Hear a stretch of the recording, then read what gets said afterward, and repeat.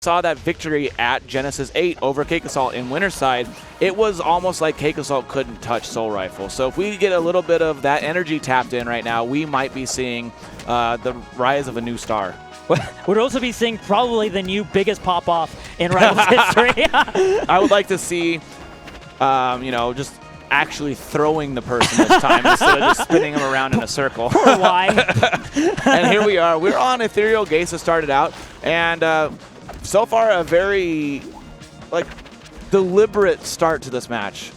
Upstrong is going to close out the first stock for CakeAssault pretty solidly at 52% and setting up that smoke in order to slow down the pace of the game. And I think, yeah, CakeAssault recognizes that Lily placement, knows the trouble of being able to get there without Maypul being there. But as soon as Soulrifle crosses the stage, CakeAssault makes his way there and parries Lily and gets rid of it. Yeah, you'll see one thing that Soulrifle will do quite often is if the opponent is standing on the other side of the stage, just basically a very aggressive back air from the Maypul will come out. It's a multi-hit move. It's got some disjoint on the end, and it combos into so much. But CakeAssault has been ready for it almost every single time so far, as we have a second stock situation with Soulrifle having to recover and will die for it.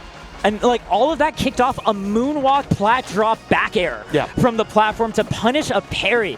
CakeAssault's ability to like put that pressure on his opponent and always be there to put the punish on. That was a moonwalk plat drop double jump clone pop. Going like, you know, I don't even need to hit you with my moves. I'm covered by my little buddy. I mean, they both have their little friends that they set up on the stage, but you know, having legs does make the clone a little bit more useful, right? Yeah, and oh my goodness, CakeAssault with a 3-stock to 1 lead right now. Gets the tech roll with the combust, and CakeAssault winning so conclusively in that first game. Yeah, one thing you'll see with those jabs at the ledge is occasionally Cake likes to call it the Spanish Inquisition because no one expects the third jab, right? But when you play against someone enough times, they start to expect it, and now you're afraid of it. So you tech, and Cake was in a position that even a tech roll in or a tech in place would have been covered by that combust. And so Cake waits out the tech roll towards the ledge, giving the most iframes possible. Maybe Soulrifle was hoping for some sort of overcommitment, but CakeAssault was just ready, waiting, and confirmed into the combust off the tech chase. Yeah, and off of that 3-stock, Soulrifle taking a little bit of time to compose himself, but then running it to Tower of Heaven. This is one of the stages that I know Soulrifle is very comfortable in his movement, being able to move along these platforms so well, when he has the chance to exist on them anyway. Already only 20% on CakeAssault. Soulrifle unfortunately caught off stage, and CakeAssault choosing not to press too hard, keeping this lead and keeping the stacks of combust ready to go. Yeah, Soulrifle needs to figure out something right now because CakeAssault is covering every defensive option, and the moment that Soulrifle has a chance to, you know, strike back, Cake is ready for it on the defensive, gets a parry right there, and continues in the punish. Soulrifle now finding just a little bit, but man, we are so used to seeing Soulrifle get a touch and turn it into a stock, and CakeAssault's been falling out and getting out of those conversions way more often than any other person that Soulrifle's played against has. That courage from CakeAssault to stand at the ledge and not move an inch as you have Maypul on the ground floor and Lily above, right? Just being able to stand there for so long, even though Soulrifle eventually pushed him off, that's exactly the kind of composure you need to have against a character as fast and furious as Soulrifle. Right. We talk about CakeAssault's DI against Penguin being like almost unheard of. Being able to avoid a lot of cloud kicks off the side, having Immaculate Drift, and he's brought that knowledge of how to DI a specific character into this rivalry against Soulrifle and the Maypul. It's almost like it's a different player. I don't know what to say about it, but right now Soulrifle is making a bit of a comeback, chipping damage away over and over and getting a second fair after the Lily bite there. Ooh, that harassment! Back air. That's going to cause some difficulty for the recovery. Yep, and the pop-up of the down tilt to punish the wall jump is going to get Soulrifle the slightest of leads against CakeAssault, and Cake answers right back with a down strong, says, nah, this is not how this ends. We're going back into it. And yeah, CakeAssault does actually lose that second stock before Soulrifle does. Soulrifle is able to catch Cake, missing a rare miss on a tech at the side stage there, and the use of fair was what really stood out to me on that edge guard. Also just like being willing to dive that low to catch CakeAssault for putting his clone out, right? And just apply the pressure as early as possible. We talked, that's part of the success that Soulrifle has against Penguin, is putting on pressure on that recovery, and we're seeing that same mind at work to deal with Forsburns. Right. And I do want to point out right there. Ooh, whoa! The tech chase into the down strong is going to put Cake up 2 stocks. This is such a great lead. 2 games, sorry. No, you're absolutely fine. Yeah. Those down strongs, both of them basically came out of nowhere. The one to even up the stocks at 1 apiece, you know, you're like, okay, well, Soulrifle's at a really high percent. Sometimes you let it rip. That second one for the final stock of the game was such a surprise that it caught both of us off guard. You know, it didn't Galaxy, but that killed off the top. I have a theory about that second stock, down strong, which is he whipped an up strong, right? Okay. And Soulrifle landed next to CakeAssault, and I think Soulrifle expected CakeAssault to do an immediate parry, right, because he was slightly, you know, safe. And instead, CakeAssault caught that and was like, you're expecting to wait, here's the down strong immediately to kill you for that. Yeah, if you are expecting a panic option and your opponent picks a aggressive option, you're going to get hit by that more often than not. Mm-hmm. But right now, starting off this second game with a much better situation, Soulrifle has CakeAssault on the ropes, marked, and on the defensive. Yeah, this is actually I don't think we've seen Soulrifle establish a lead in any of the games up until this point. The down strong? Are you kidding me? That had to catch an up air. It had to be the start of an up air that wrap caught. Right, because the dagger goes straight up so quickly. Yeah, it had to be that. And CakeAssault is now down the first stock for the first time in this set. And look at this already, a lapping starting up by... The confidence! Oh, almost getting that double dunk and almost getting back on stage soon enough to punish Cake, but Cake is just there slightly sooner. Cake retreating to the smoke, getting rid of the Lily, and that's the distraction Soulrifle needs to turn this edgeguard around. Yeah, Soulrifle has found a footing here, and hopefully for him it's not too little too late, as CakeAssault now is on the back foot going into the second stock for him, and not quite finding the stocks until a very, very important parry happened right there.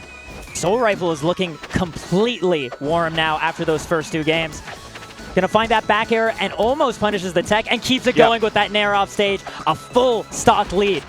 Back air tether nair towards the blossom right there is going to be a just absolute killer. And CakeAssault with a full stock deficit is already off stage once again. Soulrifle going for his patented down special, side special edgeguard, but CakeAssault is so used to it that he has reversed the situation. Right, teched and led immediately to his down air and being able to start now the first of 2 edgeguards he needs to take this set 3-0.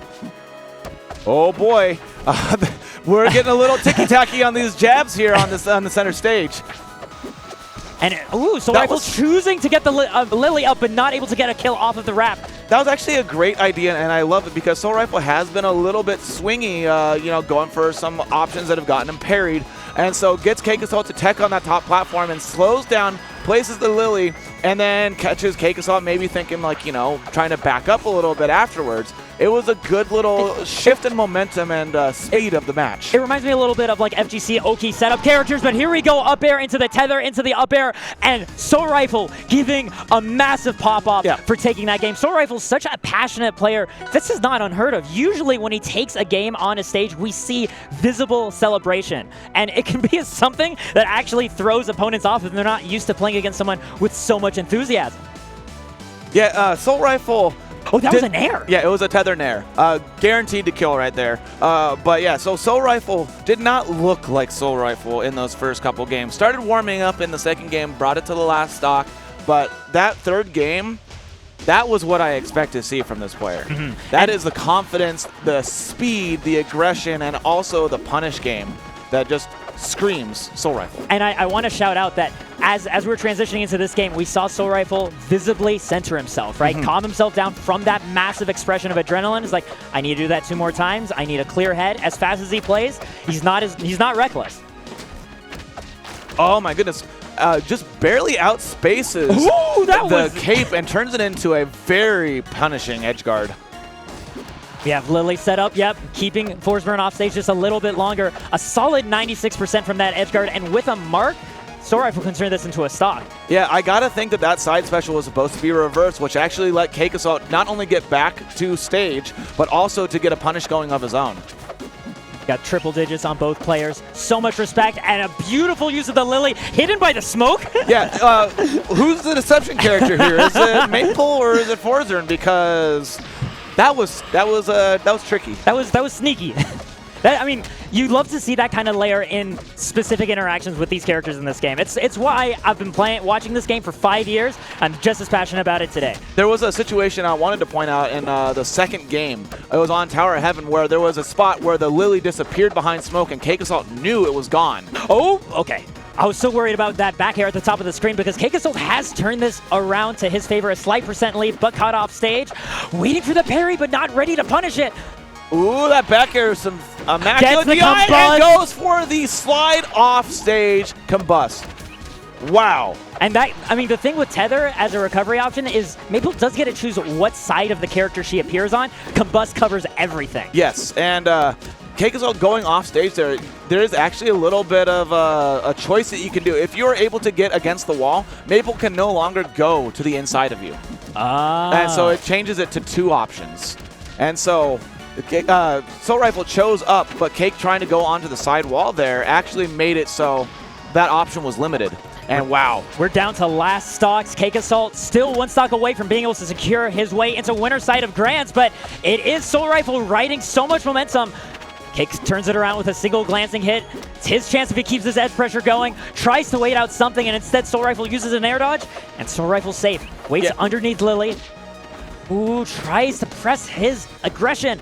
Yeah, CakeAssault backing off just a little bit and waiting, and there it is. CakeAssault finds the cape up strong on the side special. It looked like Soulrifle was going for a side special ledge cancel, and CakeAssault knew it, caught it with the cape, and because of the direction Soulrifle was holding to get that ledge cancel, finds the dagger. And what a beautiful play by CakeAssault, continuing looking nearly invincible, right? We see the occasional game, right? We're reminded that he's technically mortal, but, you know, we're starting to doubt it, right? Yeah.